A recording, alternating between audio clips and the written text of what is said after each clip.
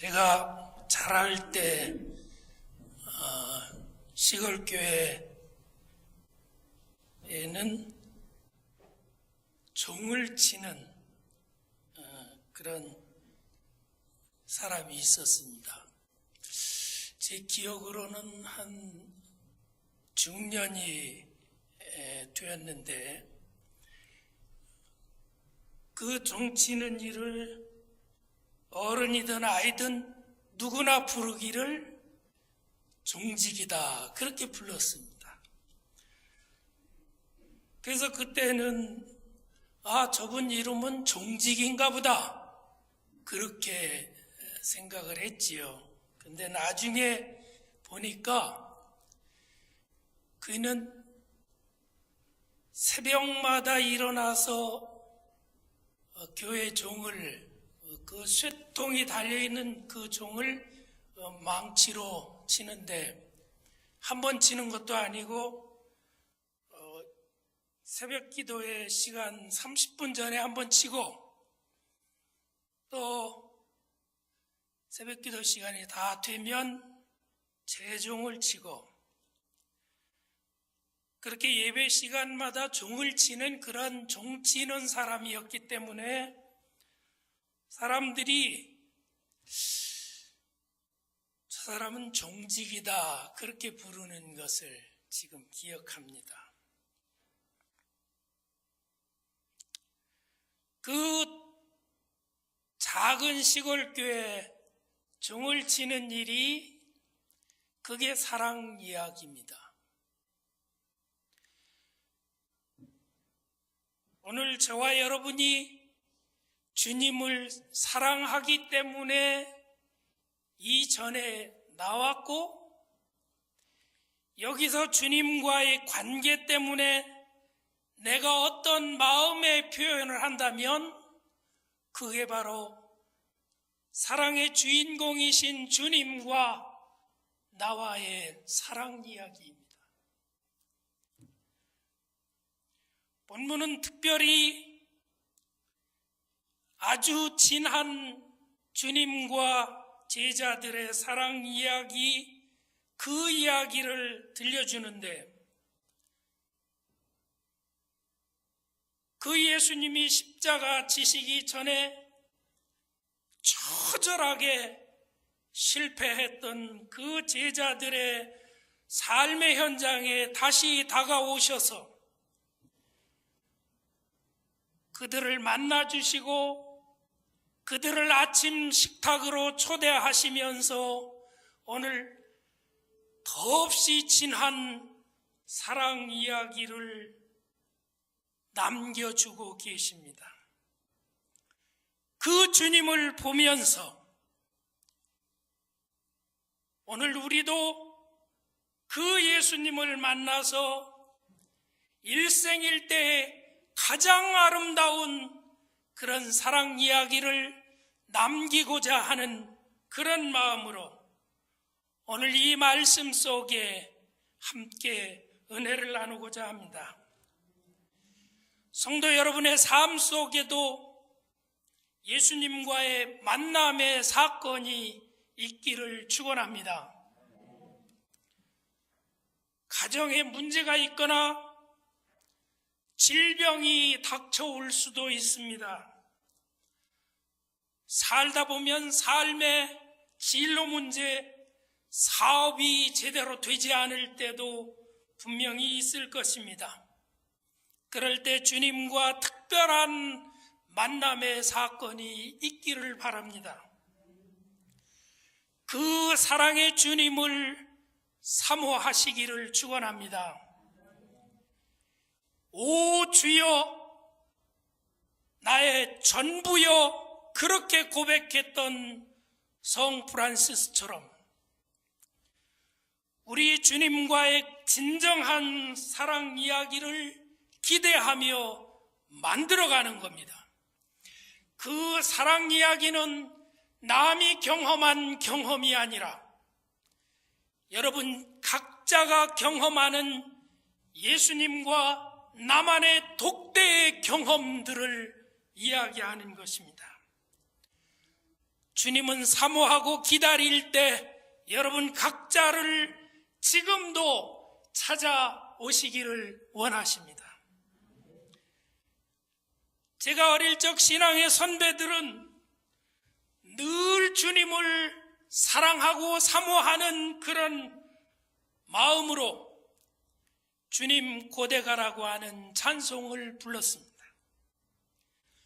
먼 하늘 이상한 구름만 떠도 오 주여 언제나 오시렵니까?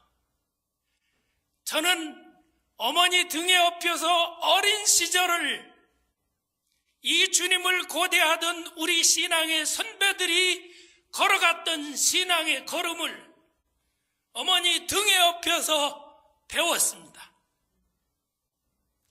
그러면서 주님 오시기를 고대하면서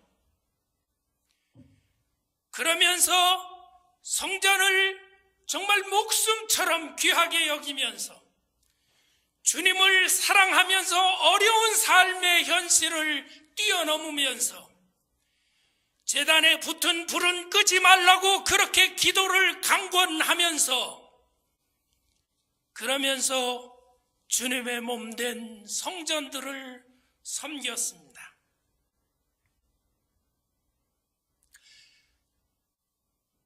사랑의 이야기의 주인공인 주님은 오늘 저와 여러분에게 오시기를 원하시는데 어떻게 오실까요? 첫 번째, 오늘 본문 속에 보면 14절에서 자기를 나타내셨다, 그렇게 말씀하고 있습니다. 부활하셔서 제자들에게 세 번째 나타내신 그런 일이라고 본문은 밝히고 있는데 왜 주님이 제자들에게 자기를 나타내셨을까? 사랑하기 때문이었습니다. 제자들을 너무너무 사랑하기 때문이었습니다. 그렇게 사랑하는 제자들 말고 주님이 부활하셔서 누구에게 나타나시겠습니까? 비록 주님을 부인하며 떠나갔지만 그런 제자들이지만 다시 그들에게 오시는 그 주님의 걸음을 기억하십시오. 그 이유는 단 한 가지, 사랑했기 때문이었습니다. 우리도 누군가를 사랑하면 그에 대해서 생각하게 되고 그에 대한 이야기를 듣기 좋아합니다. 또한 그를 어떻게 하면 기쁘게 할까 늘 생각하게 됩니다.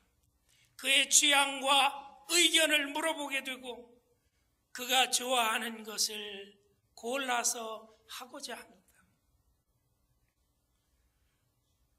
사랑하는 사람과 함께 있고 싶어 하는 것, 그게 사랑의 이치이지요. 주님은 제자들과 함께 있기를 원하셨습니다. 사랑의 주님은 오늘 우리들과 함께 하기를 원하십니다. 사랑의 주님은 오늘 여러분 각자 한 사람 한 사람과 독대하기를 원하십니다. 여러분 주님께 초대받은 아주 소중한 사랑의 파트너들입니다. 아무도 여러분의 사랑을 주님께로부터 빼앗을 자가 없습니다. 그 주님의 사랑은 바로 여러분의 것이기 때문입니다. 성도 여러분, 주님 그렇게 부르시며 다가오셨듯이 여러분이 가장 삶의 고난과 문제와 어려움이 있을 때 주님께 주님 그렇게 부르면서 다가가십시오. 우리 주님과 끊임없이 교제하면서 그 누구의 방해도 받지 않고 그분과 사랑의 교제를 나누기 원하신다면 그분을 묵상하면서 모든 나의 욕심과 생각을 다 떨쳐버리고 그분만 생각하는 관상 기도에 들어가십시오. 우리 신앙의 선배들이 주님과 깊이 만날 때마다 했던 그 관상 기도를 여러분의 삶의 현장에서도 경험해 보십시오. 오 주여, 그렇게 주님을 부르기만 해도 그 주님이 나의 연약한 손을 잡으시는 것을 경험해 보십시오. 예수님에 대한, 그리스도에 대한 갈망과 사랑에 젖어 사는 사람에게 있어서 예수님이 그의 삶의 현장에 나타나시는 그 일은 엄청난 사건인 것입니다. 주님은 오늘 제자들에게 나타나셨듯이 우리에게도 나타나셔서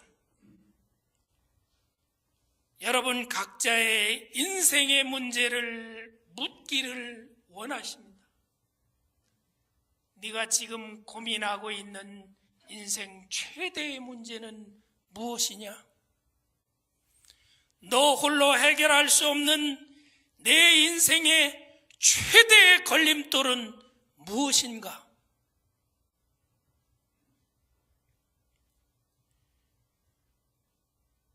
여러분 각자 여러분만의 간증이 있어야 됩니다.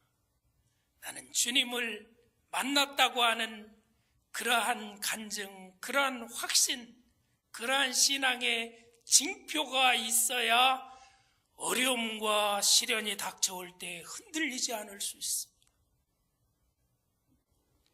주님이 십자가를 지신 주님이 우리 집에도 오셨다고 하는 간증. 그 주님이 내가 아파하고 고통스러워할 때 내 병상에도 오셨다고 하는 믿음, 확신, 간증. 내가 마음이 괴로워서 어찌할 바 모를 때 주님이 내 아픔을 들으셨다고 하는 증거. 조그맣지만 사업을 하면서 힘들어서 나 혼자 쩔쩔맬 때 주님이 내 가게의 형편을 들어주셨다고 하는 증거. 주님, 나 이 앞을 다 가릴 수밖에 없는 내 인생의 문제에 주님이 해답이십니다. 그런 간증을 하시기를 축원합니다. 주님이 내 기도를 들으셨다고 하는 그 기도. 주님이 여러분의 기도를 들으신다고 하는 그 확증. 주님과의 만남의 경험이 있으면 가능합니다. 그게 신앙의 능력입니다. 그게 신앙의 파워입니다. 성도 여러분, 사랑의 이야기 주인공 그 예수님의 파트너가 되시기를 축원합니다. 사랑의 이야기 주인공인 주님이 오셔서 우리에게 무엇라고 하실까? 두 번째 보니까 12절에 와서 조반을 먹으라 그렇게 말씀하십니다. 우리는 지금 배부른 시대를 살아가고 있습니다. 밥 먹으라는 이야기가 그렇게 굉장히 달갑지만은 않은 세대를, 우리는 풍요의 세대를 살아가고 있습니다. 그러나 갈릴리 어장에 돌아온 제자들이 부딪힌 그 현실로 돌아가 보면 밤을 새워 그물을 던져도 고기를 잡을 수 없었다는 것이지요. 고기잡이 전문가들인데도 말이죠. 경험자도 어쩔 수 없는 그런 현실. 그럴 때 사람들은 허무하다 그렇게 말하지요. 이런 실패와 허탈의 새벽에 부활하신 주님이 나타나서 배 오른쪽에 그물을 던져라 그렇게 말씀하십니다. 배 오른쪽에 그물을 던져라. 이 주님의 말씀은 제자들이 퍼뜩 정신을 차려보니까 3년 전에 자신들을 부를 때 하시던 그 말씀과 같은 내용이었습니다.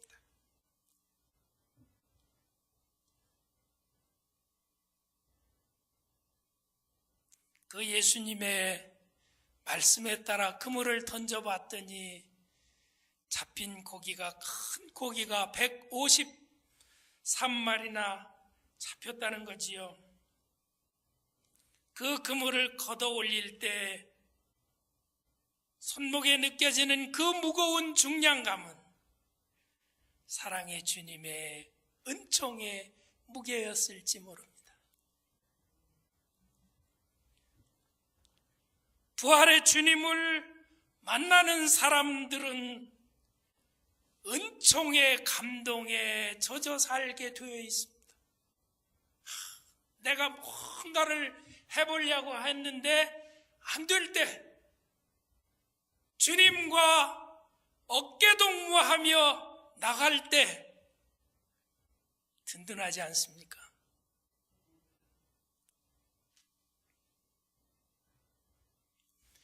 갈릴리의 기적은 고기가 많이 잡혔다고 하는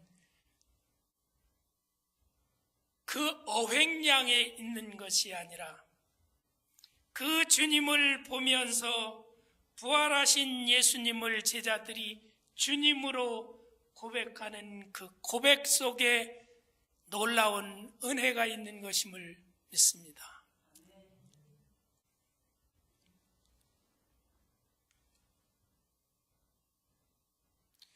제자들이 그리고 나서 주님과 함께 아침 식탁에 나섭니다. 12절에 보니까 제자들이 주신 줄 아는 고로 당신이 누구냐 묻는 자가 감히 없더라고 말씀하고 있습니다.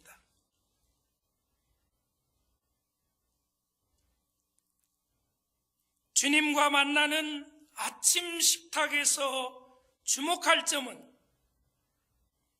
제자들이 육지에 올라보니 이미 숯불은 피워져 있고 그 불에 생선과 떡을 이미 굽고 계신 주님이 계셨다고 하는 사실을 9절에서 보여주면서 그런데도 불구하고 주님은 10절에서 조반을 먹으라고 하면서 지금 잡은 생선을 좀 가져오너라 그렇게 말씀하고 있습니다.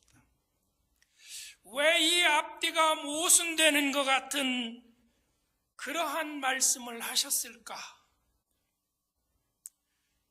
주님이 이미 준비하고 베푸시는 음식은 하나님의 은총을 가리키고 있으며 그리고 여기 제자들이 바친 그 생선은 부족하지만 우리가 해야 할 헌신과 봉사를 의미하고 있는 것인지도 모릅니다. 즉 우리의 삶은 하나님의 은혜로 이루어지지만 이 은혜에 감사하는 우리의 헌신이 더해질 때 비로소 완전한 기쁨의 식탁이 될 수 있다고 하는 사실입니다. 어쨌든 사랑의 표현은 식탁으로 초대하는 데서 구체화되고 그렇게 만나서 사랑의 주인공 주님과의 사랑 이야기는 무르익어 갑니다. 지금도 갈릴리 호숫가에 금을 고쳐 잡으러 나갔던 제자를 부르시던 그 예수님은 오늘도 아마 우리를 아침 식탁으로 초대하고 계시는 것입니다. 부활하신 주님은 날마다 우리를 초대하고 계십니다. 여러분 혹시 나는 초대받은 경험이 없는데요, 그러신가요? 주님은 이미 부르셨는데도 어쩌면 내가 온통 다른 데 관심을 두느라고 주님의 부르심을 못 들었을 수 있을 것입니다. 그분의 음성을 기다리십시오. 그분의 부르심을 사모하십시오. 그분의 초청을 늘 사모하며 그렇게 살아가시기를 축원합니다. 오늘 말씀 사랑 이야기의 세 번째 주제는 오늘 본문 15절에서 내가 나를 사랑하느냐, 그렇게 주님이 묻습니다. 그분이 오셔서 베드로야, 내가 너를 사랑한다, 그렇게 시작하지 않습니다. 의외로 베드로를 향해서 주님은 내가 나를 사랑하느냐, 그렇게 묻습니다. 이 베드로와 예수님의 이 사랑 이야기의 세 번째 대지를 보면서 우리는 분명한 사실은 목자가 되는 길은 이렇게 시작된다고 하는 것을 보여주고 있습니다. 아침 식사가 끝날 무렵 부활하신 주님은 베드로에게 네가 이 사람들보다 나를 더 사랑하느냐, 이렇게 묻고 계십니다. 그럴 때 베드로가 내가 주를 사랑하는 줄 주께서 아시나이다. 주님 잘 아시잖아요. 제가 비록 실패했지만 저는 주님 사랑하는 가슴 뜨거운 주님과 사랑 이야기를 엮어가는 데 있어서는 나 뒤지고 싶지 않은 그런 사람이에요. 아마 베드로의 고백이 그런 의미였을지도 모르겠습니다.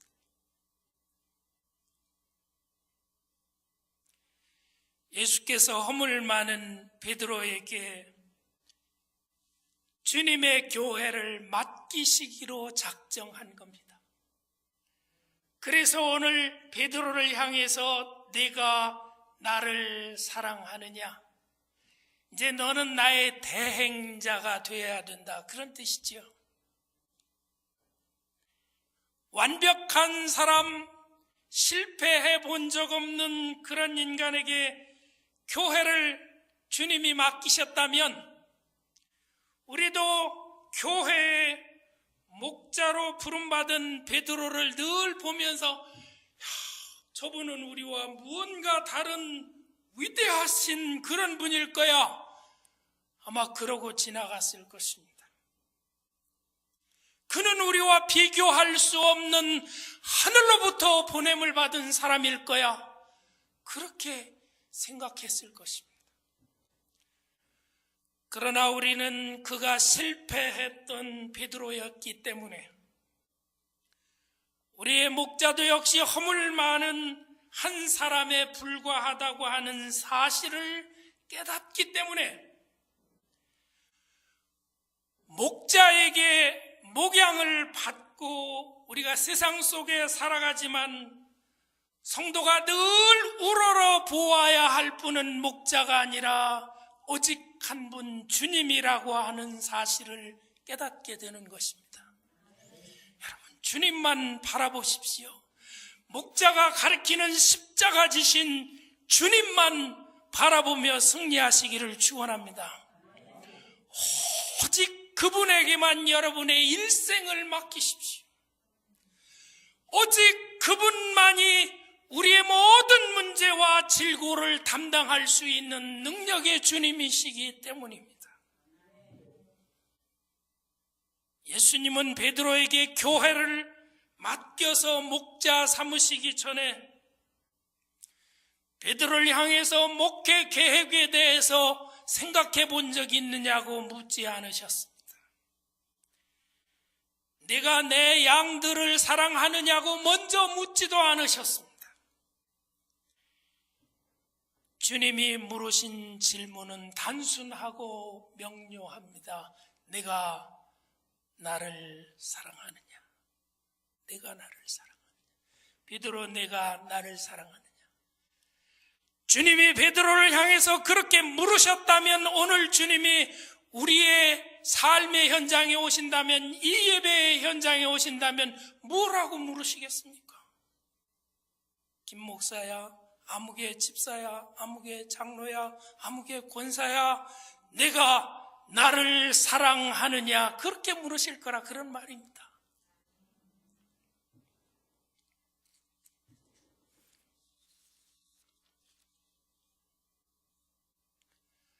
다시 강조하거니와 목양의 소명은 오직 한 분 그리스도에 대한 깊은 체험과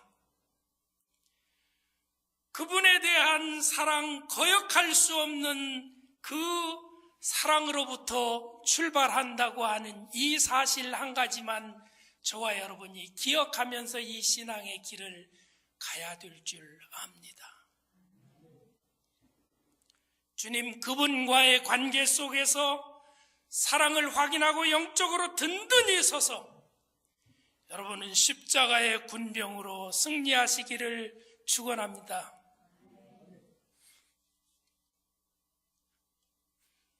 저는 우리 중앙연합감리교회 2월부터 출석하면서 이 전에 와서 기도하면서 그런 생각을 참 많이 했습니다. 공교롭게도 이 교회가 부흥기에 목회했던 이영균 목사님이 세우신 산타바바라 교회를 제가 담임했고, 그리고 이 중앙연합감리교회가 LA 한인사회의 중심교회였다고 하는 그 사실을 많이 들어서 알기에 지금 남아있는 성도 여러분들이 이 전의 영광을 얼마나 그리워할까, 사모할까, 그런 생각을 참 많이 해봤습니다. 여러분은 여러분 중심에서 참으로 여러분 작은 일이지만 누가 뭐라고 하든지 개의치 않고 종지기처럼 이 전을 섬기고 세워가시는 그 길이 주님과의 사랑 이야기의 작은 한 페이지임을 기억하시기를 바랍니다. 주님은 오늘 여기 오셔서 너희들 왜 이렇게 숫자가 적은가 묻지 않으실 거라고 믿습니다. 여러분 중심에서 그 주님을 사랑하면서 엮어가는 작은 사랑 이야기, 그거 한 페이지 한 페이지 넘길 수 있다고 하면 그걸 보시기를 원하실 줄 믿습니다. 사랑 이야기의 주인공 주님이 오늘 이 현장에 오셔서 내가 이 예배를 기뻐하노라, 내가 받아주노라고 그렇게 말씀하실 줄 믿습니다. 영적인 승리자들이 되시기를 축원합니다. 기도하겠습니다. 사랑의 하나님, 감사합니다. 허물 많고 부족한 인생들을 불러서 아버지 일꾼 삼으시고 주님의 몸된 교회를 섬겨갈 수 있도록 은총 베푸신 것 감사합니다. 사랑 이야기의 주인공 되시는 주님이 오늘 이 예배 속에 임재하심을 믿습니다. 감사합니다. 주여, 저희들에게 맡겨진 우리 인생의 날 동안 주님의 몸된 교회를 충성스럽게 섬길 수 있는 귀한 일꾼으로 삼아주신 것 감사합니다. 늘 승리하게 하옵소서. 예수님의 이름으로 기도합니다. 아멘.